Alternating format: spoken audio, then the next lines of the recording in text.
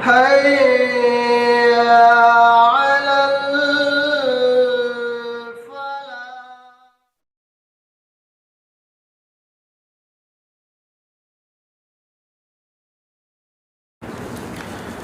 الحمد لله نحمده ونستعينه ونستغفره ونعوذ بالله من شرور أنفسنا ومن سيئات أعمالنا. من يهده الله فلا مضل له ومن يضلل فلا هادي له. وأشهد أن لا إله إلا الله وحده لا شريك له وأشهد أن محمدا عبده ورسوله. أما بعد فإن خير الحديث كتاب الله وخير الهدي هدي محمد صلى الله عليه وسلم وشر الأمور محدثاتها وكل محدثة بدعة وكل بدعة ضلالة وفي رواية كل ضلالة في النار. أعوذ بالله من الشيطان الرجيم. بسم الله الرحمن الرحيم. قاف والقرآن المجيد بل عجبوا أن جاءهم منذر منهم فقال الكافرون هذا شيء عجيب فإذا متنا وكنا ترابا ذلك رجع بعيد قد علمنا ما تنقص الأرض منهم وعندنا كتاب حفيظ بل كذبوا بالحق لما جاءهم فهم في أمر مريج أفلم ينظروا إلى السماء فوقهم كيف بنيناها وزيناها وما لها من فروج والأرض مددناها وألقينا فيها رواسي وأنبتنا فيها من كل زوج بهيج تبصرة وذكرى لكل عبد منيب. تمام تعریفات و توصیفات حمد و ثنا بڑائی کبریائی بزرگی صرف ایک اللہ وحدہ لا شریک کے لیے ہی لائق و سزاوار ہے، جو اس کائنات کا پالنہار ہے، روز جزا کا مالک ہے۔ ہم اسی کی عبادت کرتے ہیں اور اسی سے مدد طلب کرتے ہیں۔ وہ اکیلا ہے، بے نیاز ہے، نہ تو وہ کسی سے پیدا ہوا اور نہ اس سے کوئی چلا گیا، اور اس کے برابر کوئی نہیں، اس کے علاوہ کوئی حقیقی معبود نہیں۔ وہ عرش بری کا مالک ہے، ساتوں آسمانوں اور زمین کے درمیان جتنی ساری چیزیں وہ اسی کے قبضے قدرت میں ہیں، نہ تو اسے نیند آتی ہے اور نہ ہی اونگ۔ وہ علیم ہے، بصیر ہے، ستار ہے، غفار ہے، قہار ہے، جبار ہے۔ اور بے شمار درود و سلام نازل ہوں پیارے حبیب محمد مصطفیٰ صلی اللہ علیہ وسلم پر، جن کے ذریعے سے ہم تک یہ دین اسلام پہنچا۔ محترم حاضرین جمعہ اور اسلامی ماں و بہنوں، آج کے خطبہ جمعہ کا موضوع ہے 10 ایسی چیزیں جن کے کثرت استعمال سے آدمی کو بچنا چاہیے۔ یہ اللہ تعالیٰ کا بے پایاں احسان و کرم ہے، اس کا فضل ہے کہ اللہ تعالیٰ نے ہماری ہر قدم پر رہنمائی فرمائی، اور جو چیزیں ہمارے لیے مناسب ہیں، فائدہ مند ہیں، سود مند ہیں، ہر اعتبار سے اللہ تعالیٰ نے اس کو واضح انداز میں بیان فرما دیا۔ اور جو چیزیں ہمارے لیے نقصان دہ، چاہے ایمان کی بات ہو، عقل کی بات ہو، جسم و صحت کی بات ہو، اور مال و دولت کی بات ہو، یا آپسی تعلقات کی بات ہو، وہ ساری چیزیں اللہ تعالیٰ نے قرآن مجید کے اندر اور اللہ کے نبی صلی اللہ علیہ وسلم نے اپنی احادیث مبارکہ کے اندر واضح طور پر بیان فرما دی۔ اسی وجہ سے اللہ رب العزت نے قرآن مجید میں فرمایا وَهَدَيْنَاهُ النَّجْدَيْنِ، ہم نے دونوں راستے انسان کو بتلا دیے، سیدھا راستہ بھی بتلایا اور غلط راستہ بھی بتلایا۔ اب یہ انسان کی ذمہ داری ہے کہ وہ کس راستے کا انتخاب کرتا ہے، کس راستے کو منتخب کرتا ہے، چنتا ہے۔ آئیے دیکھتے ہیں کچھ ایسی چیزیں اسلام میں مباح تو ہیں، لیکن اس کے کثرت استعمال سے آدمی نقصان اٹھاتا ہے، یا تو وہ حرام میں پڑ جاتا ہے، یا مکروہات یا ناپسندیدہ امور میں پڑ جاتا ہے، اور وہ چیزیں دنیاوی اور دینی اعتبار سے اس کو نقصان پہنچاتی ہیں۔ ان میں سب سے پہلی چیز ہے کثرت سے ہنسنا۔ اللہ کے نبی صلی اللہ علیہ وسلم اپنی حدیث کے اندر بیان فرماتے ہیں کہ تم کثرت سے مت ہنسا کرو، لا تکثروا الضحک۔ اللہ کے نبی صلی اللہ علیہ وسلم نے ارشاد فرمایا کہ کثرت سے تم مت ہنسو۔ کیوں؟ اس کی وجہ بھی اللہ کے نبی صلی اللہ علیہ وسلم نے بیان فرما دی۔ آپ نے فرمایا فَإِنَّ كَثْرَةَ الضَّحِكِ تُمِيتُ الْقَلْبَ، اس لیے کہ کثرت سے ہنسنا یہ دل کو مردہ کر دیتا ہے۔ دل جب مردہ ہو جائے گا تو پھر وہ اللہ سے غافل ہو جائے گا۔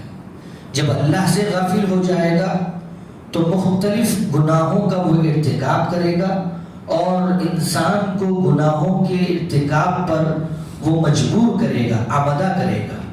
تو اس وجہ سے اللہ کے نبی صلی اللہ علیہ وسلم نے یہ فرمایا کہ تم کثرت سے مت ہنسا کرو۔ یہ ہنسنا آج کل معاملہ ایسا ہو گیا ہے کہ لوگ اب بہانہ تلاش کر رہے ہیں ہنسنے کا، ہنسانے کا، جو کہ انتہائی خطرناک معاملہ ہے۔ ہاں، آدمی اگر سکون چاہتا ہے، اطمینان چاہتا ہے، خوشی چاہتا ہے، تو وہ ایسے ذرائع اختیار کرے جو حقیقت میں صحیح ہوں، اچھے ہوں، درست ہوں، اور اسلامی اعتبار سے اس کے اوپر کوئی حرف نہ آئے۔ تو ویسی چیزیں اسلام کے اندر مطلوب ہے۔ آدمی کبھی کبھار ہنس لے، ہنسا لے، اور صحیح باتوں پر اگر ہنسا لے تو کوئی مذائقہ نہیں۔ اللہ کے نبی صلی اللہ علیہ وسلم نے بھی بسا اوقات اس طریقے کی باتیں کہی ہیں جو لوگوں کے اندر خوشی دوڑا دیتی تھی، لوگ اس سے مسکرایا کرتے تھے، ہنسا کرتے تھے۔ لیکن اس چیز کو اپنی ایک صفت بنا لے آدمی کہ بس وہ ہنستا ہی چلا جائے، تو یہ چیز انسان کے لیے انتہائی خطرناک چیز ہے۔ چنانچہ اللہ کے نبی صلی اللہ علیہ وسلم نے فرمایا وَيْلٌ لِّلَّذِي يُحَدِّثُ بِالْحَدِيثِ لِيُضْحِكَ بِهِ الْقَوْمَ فَيُكَذِّبُ، اس آدمی کے لیے ویل ہے، جہنم ہے، جو ایسی باتیں تراشتا ہے تاکہ لوگ اس کے اوپر ہنسے اور جھوٹ بھی بولتا ہے اس پہ، تو ایسا آدمی جہنمی ہے، جہنمی ہے، جہنمی ہے۔ 3 مرتبہ اللہ کے نبی صلی اللہ علیہ وسلم نے یہ بات بیان فرمائی۔ تو معلوم یہ ہوا کہ آدمی کثرت سے نہ ہنسے، بلکہ اپنے ہنسی کو روک لے، خاموشی اختیار کرے، یا ایسی مجلسیں جہاں پر آدمی کثرت سے ہنستا ہو یا ہنسایا جاتا ہو تو ان سے وہ پرہیز کرے، احتراز کرے، تاکہ اس کا دل زندہ رہے۔ اس لیے کہ اللہ کے نبی صلی اللہ علیہ وسلم نے ارشاد فرمایا کہ کثرت ضحک یہ آدمی کے دل کو مار دیتا ہے، اس کا دل مر جاتا ہے، پھر سمجھنے سوچنے کی صلاحیت اس کے اندر مفقود ہو جاتی ہے۔ اچھی چیز کیا ہے، بری چیز کیا ہے، وہ چیز ختم ہو جاتی ہے اور غافل ہو جاتا ہے اس کا دل۔ دوسری چیز ہے بیع و شراء میں، خرید و فروخت میں، خاص طور پر بیچنے کے معاملے میں آدمی کثرت سے قسم نہ کھائے۔ اس لیے کہ اللہ کے نبی صلی اللہ علیہ وسلم ارشاد فرماتے ہیں ایاکم وکثرۃ الحلف فی البیع، تم بیچنے میں، یعنی اپنا پروڈکٹ، اپنی چیزیں، اپنی اشیاء، کوئی بھی چیز آدمی اگر بیچ رہا ہے تو اس میں اللہ کی قسم کھا کے جو بیچتے ہیں، اس لیے کہ سامنے والے آدمی کو یقین دلانے کے لیے، اپنی بات کو مؤکد کرنے کے لیے بسا اوقات آدمی قسم کھا لیتا ہے۔ تو اللہ کے نبی صلی اللہ علیہ وسلم ارشاد فرمایا کہ تم قسم سے بچو، بیچنے کی چیزوں میں قسم سے بچو، فَإِنَّهُ يُنَفِّقُ ثُمَّ يَمْحَقُ، وقتی طور پہ قسم کھانے کی وجہ سے اس کو فائدہ ہو جاتا ہے، سامنے والا آدمی خرچ کر دیتا ہے اور وہ چیز خرید لیتا ہے، لیکن چونکہ اس نے غلط قسم کھائی، جھوٹی قسم کھائی، اور آدمی قسم کھانے میں بسا اوقات جھوٹا بھی ہو جاتا ہے، تو یہ بے برکتی کا باعث بنتا ہے۔ تو اللہ کے نبی صلی اللہ علیہ وسلم نے خاص طور پر اس چیز سے بھی منع فرمایا کہ تم چیزوں کو بیچنے میں قسم کھانے سے احتراز کرو، اس لیے کہ یہ انتہائی بڑا گناہ ہے۔ قیامت کے دن اللہ تعالیٰ ایسے لوگوں سے بات نہیں کرے گا اور ان کی طرف دیکھے گا نہیں۔ چنانچہ اللہ کے نبی صلی اللہ علیہ وسلم ارشاد فرماتے ہیں ثلاثہ لا يكلمهم الله يوم القيامة ولا ينظر إليهم رجل حلف على سلعة لقد أعطى بها أكثر مما أعطى وهو كاذب. اللہ کے نبی صلی اللہ علیہ وسلم ارشاد فرماتے ہیں کہ ایک آدمی اپنی چیز کو بیچتا ہے اور جھوٹی قسم کھا کے بیچتا ہے تاکہ اس کو مال زیادہ حاصل ہو، اس کا مال بک جائے، اور اپنے قسم کھانے میں وہ جھوٹا ہوتا ہے، تو پھر اللہ تعالیٰ کل قیامت کے دن ایسے آدمی کی طرف دیکھیں گے نہیں اور اس سے گفتگو نہیں کریں گے. تو یہ اللہ کے نبی صلی اللہ علیہ وسلم نے باقاعدہ خاص طور پر جو تجار ہیں، تاجر لوگ ہیں، تجارت پیشہ سے وابستہ ہیں، ان لوگوں کو یہ بات بیان فرمائی کہ اپنے خرید و فروخت میں وہ قسم نہ کھائیں. ہاں، خرید و فروخت میں، بات چیت میں، اور جو قیمت ہوتی ہے اس کے گھٹانے بڑھانے میں اور چیز کو متعین کرنے میں، اور جو چیزیں بیچی جا رہی ہیں اس کی صفات اور اسی طریقے سے اس کی کوالٹی وغیرہ کو بدلانے میں آدمی کی زبان پھسل جاتی ہے.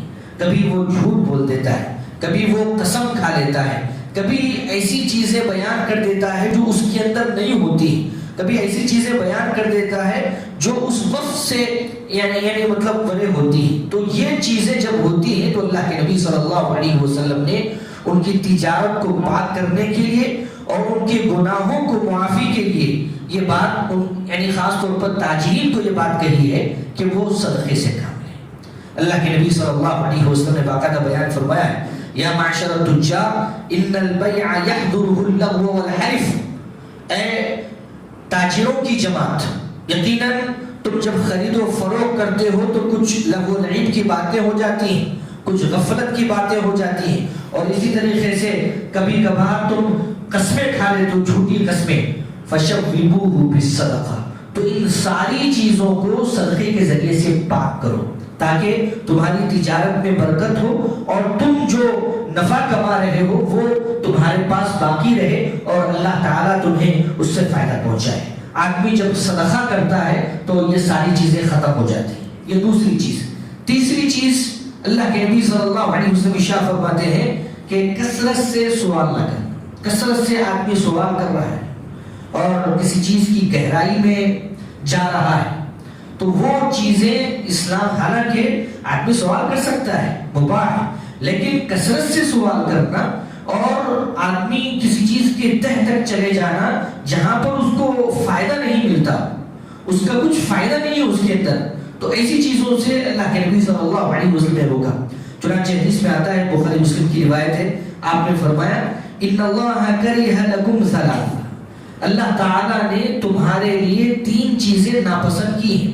نمبر 1 آپ نے فرمایا قیل وقال، نمبر 2 وَإِضَاعَةَ الْمَالِ، نمبر 3 وَكَثْرَةَ السُّؤَالِ. قیل قال یعنی اس نے کہا، ایسا کہا گیا، یہ ایک چیز، لوگوں کی باتوں کو گشت کرانا، لوگوں کی باتوں کو دوسروں تک پہنچانا، حالانکہ اس کی حقیقت کے تعلق سے آدمی کو علم نہیں ہے، چاہے وہ زبان کے ذریعے سے ہو یا لکھ کر ہو، اور آج کل واٹس ایپ وغیرہ کے ذریعے سے میسیجز وغیرہ، تو اس کو فارورڈ کرنا.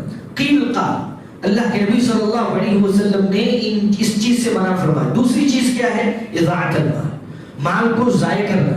مال آدمی کے مصالح کے لیے اللہ تعالیٰ نے مال جیسی نعمت بندوں کو جو عطا کی ہے تاکہ اس کے ذریعے سے وہ ایسی چیزیں دنیا کے اندر کریں جس سے ان کا دین کا بھی فائدہ ہو، دنیا کا بھی فائدہ ہو. اور مال اس وجہ سے اللہ رب العزت نے دیا ہے تاکہ اس کے ذریعے سے آدمی اللہ تعالیٰ کی عبادت اچھی طریقے سے کر سکے اور بندوں کے حقوق ادا کر سکے. تو مال کو ضائع نہیں کرنا ہے. اور اسی وجہ سے وہ بچہ جو ابھی بالغ نہیں ہوا ہے، کم عقل ہے، چھوٹا ہے، یتیم ہے، ایسے بچوں کے ہاتھ میں ان کا مال دینے سے منع کیا گیا ہے، اس لیے کہ جب مال لیں گے تو اس کو اڑا دیں گے، ختم کر دیں گے، ضائع کر دیں گے.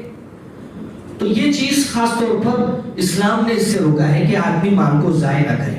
تیسری چیز جو ہمارے اس خطبے سے متعلق ہے وہ ہے کثرت سوال. اللہ کے نبی صلی اللہ علیہ وسلم ارشاد فرماتے ہیں کہ کثرت سوال سے آدمی کو بچنا چاہیے.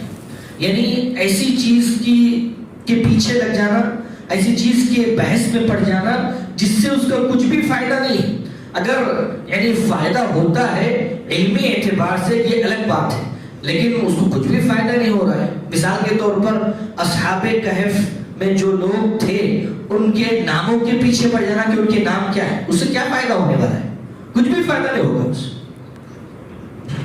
تو ایسی جو چیزیں ہیں اللہ کے نبی صلی اللہ علیہ وسلم نے باقاعدہ ان چیزوں سے منع فرمایا، اور ایک حدیث میں باقاعدہ آپ نے یہ بھی فرمایا ہے کہ من حسن اسلام المرء ترکہ ما لا یعنی، آدمی کے اسلام کی اچھائیوں میں سے یہ ہے کہ وہ لا یعنی بے سود بے فائدہ چیزوں کو ترک کر دیتا ہے، انہی چیزوں کو اختیار کرتا ہے جس میں اس کا فائدہ ہے۔ یہ بہت اہم بات ہے، اس سے ایک تو یہ ہے کہ آدمی کا وقت بچتا ہے، اور لا یعنی فضول چیزوں میں وہ یعنی پڑتا نہیں، جو کام کی چیزیں، جو اس کو کام آنے والی چیزیں، جو اس کو فائدہ پہنچانے والی چیزیں، ان چیزوں کو جو وہ طلب کرے گا تو یقیناً اس سے وہ فائدہ بھی اٹھائے گا۔ تو اللہ کے نبی صلی اللہ علیہ وسلم نے کثرت سوغات سے روکا ہے۔ چوتھی چیز اللہ کے نبی صلی اللہ علیہ وسلم کے تعلق سے آتا ہے، عبداللہ بن مسعود رضی اللہ عنہ اس کے راوی ہیں، وہ کہتے ہیں کان النبی صلی اللہ علیہ وسلم یتخولون، اللہ کے نبی صلی اللہ علیہ وسلم یعنی ہم سے یہ اس بات کا معاہدہ لیے تھے کہ ایام میں، دنوں میں، ہفتے میں کچھ ایام، کچھ دن، ایک آدھ دن آپ کو ہم وعد و نصیحت کر دیں گے۔ اللہ کے نبی صلی اللہ علیہ وسلم کی تذکیر آپ کو آپ کی وعظ و نصیحت کے تعلق سے یعنی یہ بات کہی جا رہی ہے کہ لوگوں کو وعظ و نصیحت کرنے میں، لوگوں کو تذکیر کرنے میں اللہ کے نبی صلی اللہ علیہ وسلم کا اسوہ کیا تھا، اور اس کے پیچھے حکمت کیا تھی۔ چنانچہ عبداللہ بن مسعود رضی اللہ عنہ بیان کرتے ہیں کراہت السآمۃ علینا، اللہ کے نبی صلی اللہ علیہ وسلم نے ہفتے میں ایک آدھ دن متعین کر لیا تھا کہ ہم اس دن آپ کو وعظ و نصیحت کریں گے۔ وجہ کیا تھی؟ وجہ یہ تھی کہ کہیں لوگ اکتا نہ جائیں۔ اللہ کے نبی صلی اللہ علیہ وسلم نے جو حکمت اختیار کی لوگوں کو وعظ و نصیحت کرنے کی، جیسا کہ یہ روایت بخاری مسلم کے اندر موجود ہے، اور باقاعدہ صحابہ اکرام رضی اللہ عنہ مجمعین کا عمل بھی اس کے اوپر تھا۔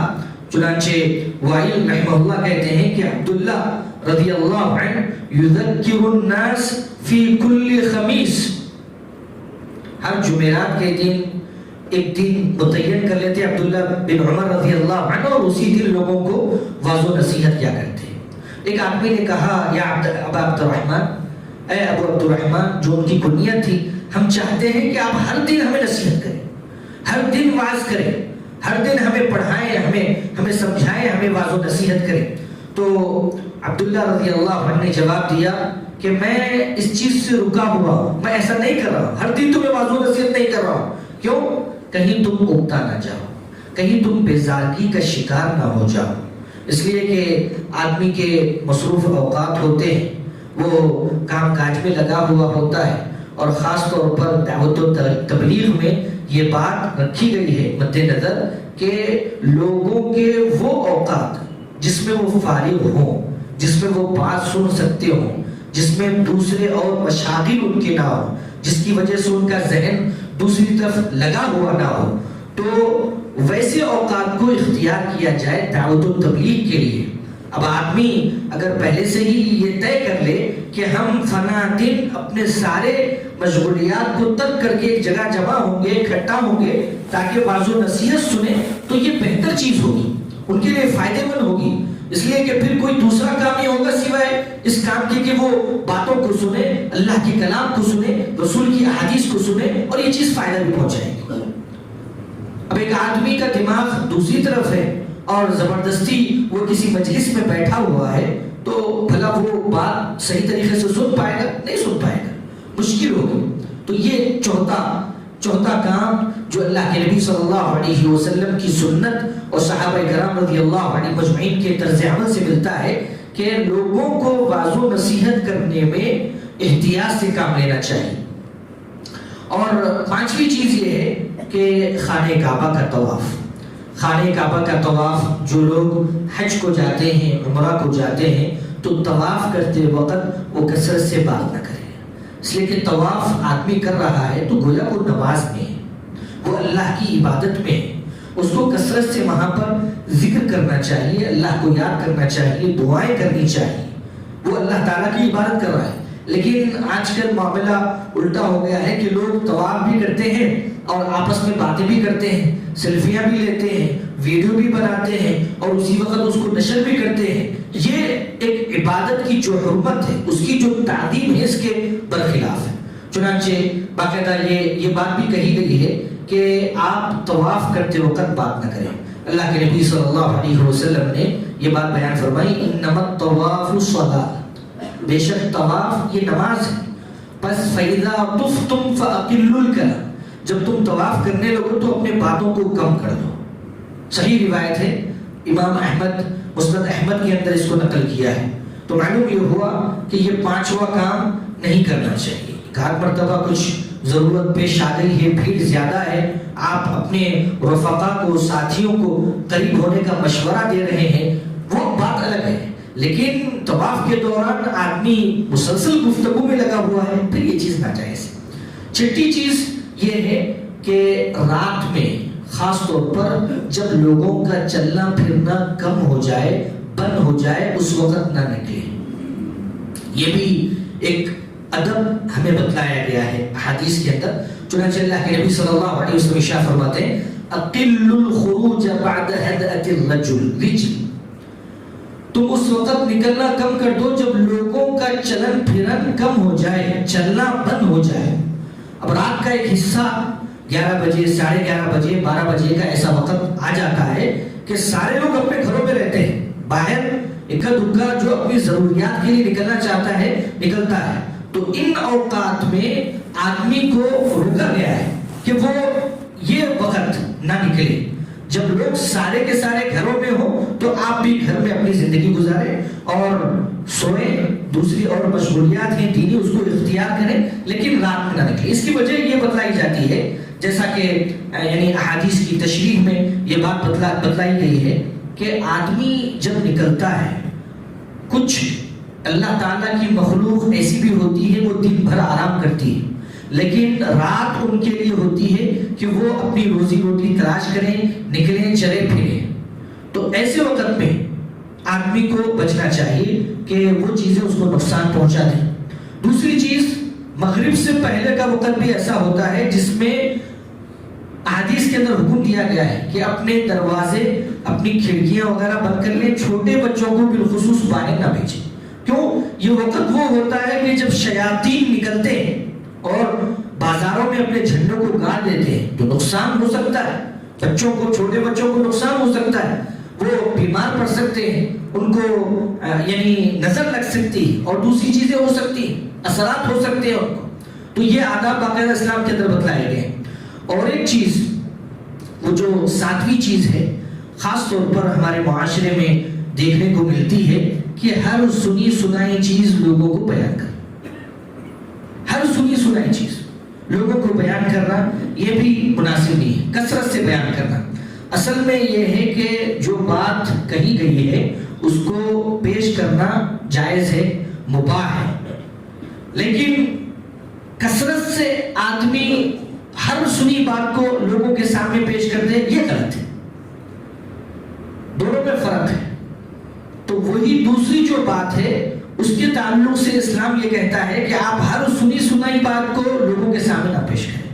ہو سکتا ہے وہ جھوٹ ہو، اس کے اندر جھوٹ کہا گیا ہو، جب تک آپ کو تحقق نہ ہو جائے آپ اس بات کی تصدیق نہ کر لیں، اس کو آگے نہ بڑھائیں۔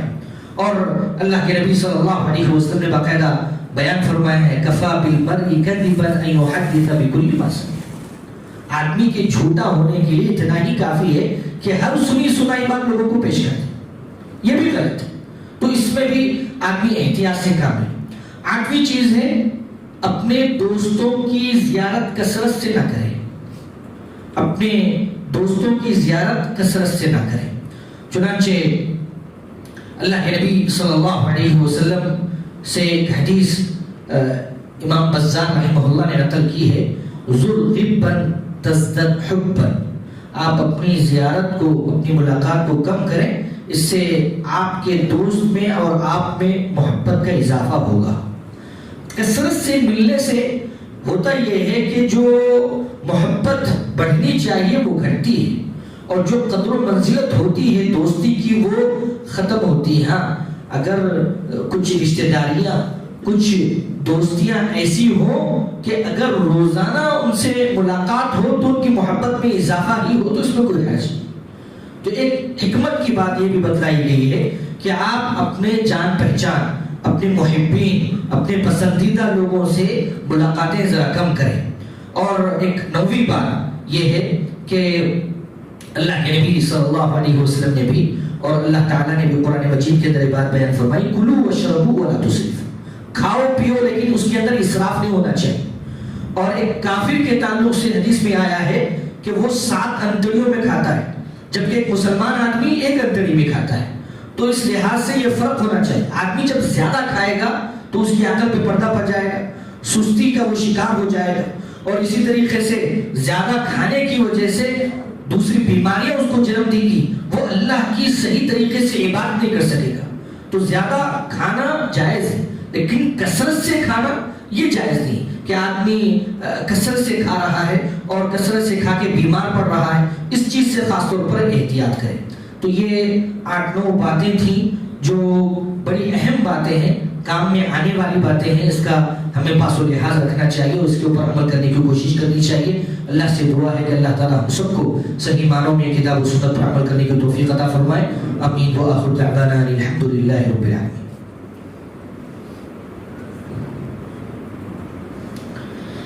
الحمد لله نحمده ونستعينه ونستغفره ونعوذ بالله من شرور أنفسنا ومن سيئات أعمالنا، من يهده الله فلا مضل له ومن يضلل فلا هادي له، وأشهد أن لا إله إلا الله وحده لا شريك له، وأشهد أن محمدا عبده ورسوله، أما بعد فإن خير الحديث كتاب الله وخير الهدي هدي محمد صلى الله عليه وسلم، وشر الأمور محدثاتها وكل محدثة بدعة وكل بدعة ضلالة وفي رواية كل ضلالة في النار۔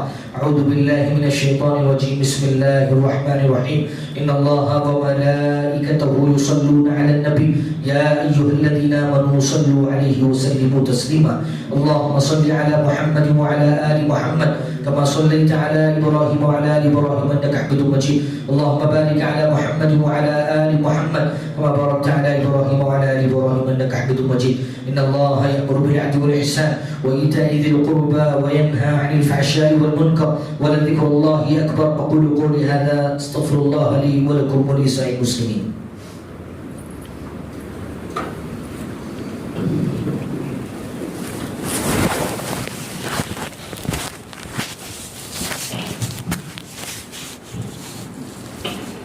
الله أكبر الله أكبر، أشهد أن لا إله إلا الله، أشهد أن محمدا رسول الله، حي على الصلاة حي على الفلاح، قد قامت الصلاة قد قامت الصلاة، الله أكبر الله أكبر، لا إله إلا الله۔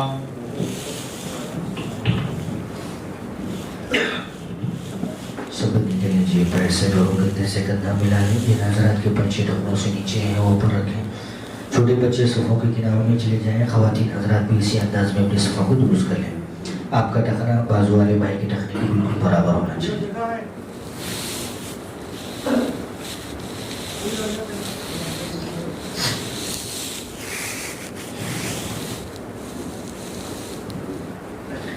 اللہ اکبر۔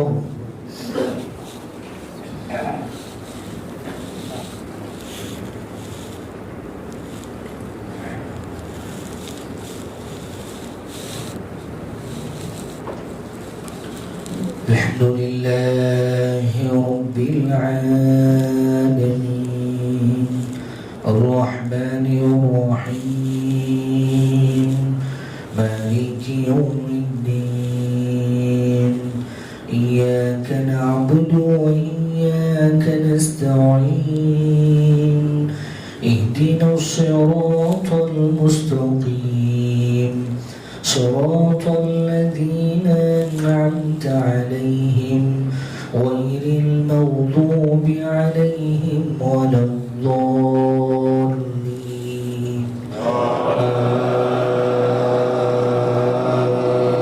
آمين۔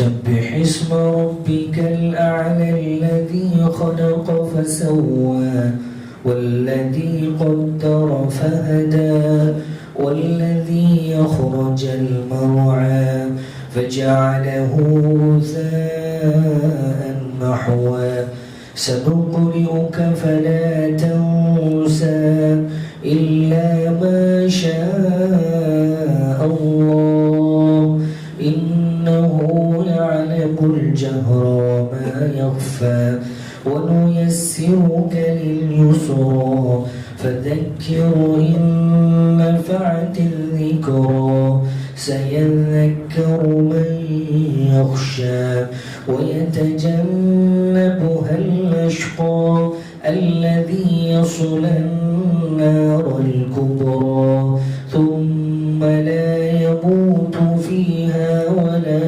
يحيا قد أفلح من تزكى وذكر اسم ربه فصلى بل تؤثرون الحياة الدنيا والآخرة خير وأبقى إن هذا لفي الصحف الأولى صحف إبراهيم وموسى. الله أكبر.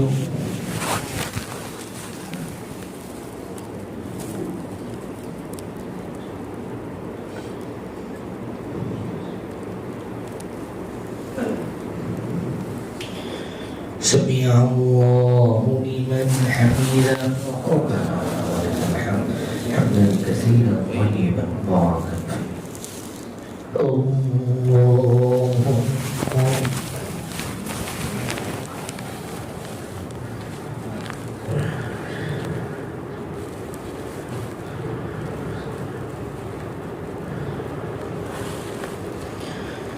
الله أكبر.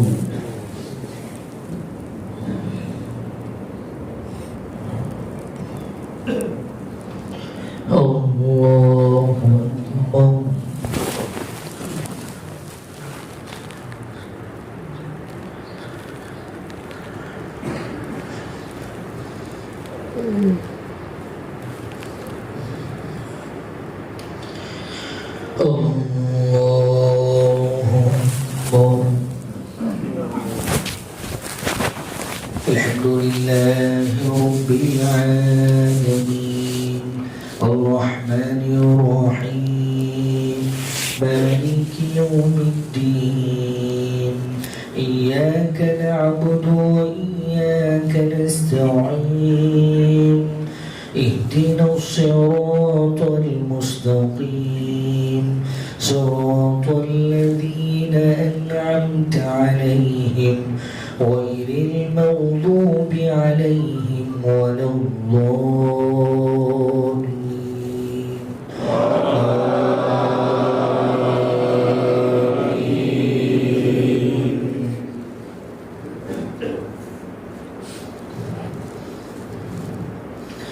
أفلا ينظرون إلى الإبل كيف خلقت وإلى السماء كيف رفعت وإلى الجبال كيف نصبت وإلى الأرض كيف سطحت فذكر إنما أنت مذكر لست عليهم بمسيطر إلا من تولى وكفر فيعذبه الله العذاب الأكبر إن إلينا إيابهم ثم إن علينا حسابهم.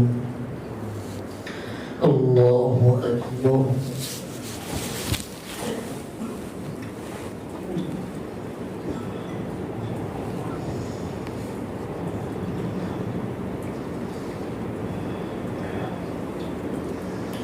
سمع الله لمن حمده ربنا ولك الحمد حمدا كثيرا طيبا مباركا. الله أكبر.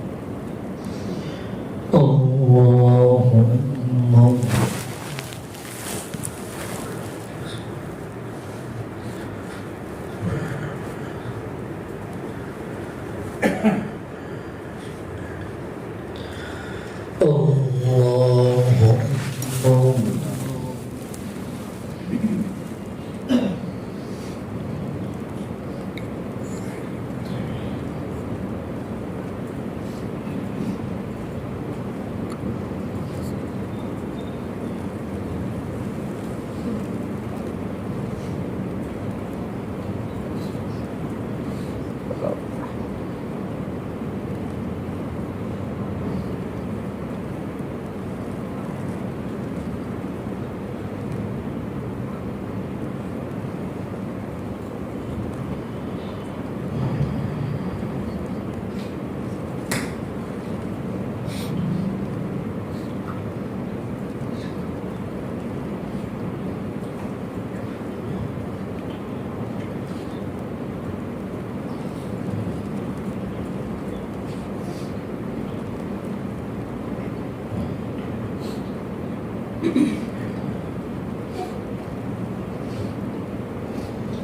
السلام عليكم ورحمة الله. السلام عليكم ورحمة الله. الله أكبر. استغفر الله استغفر الله استغفر الله. اللهم أنت السلام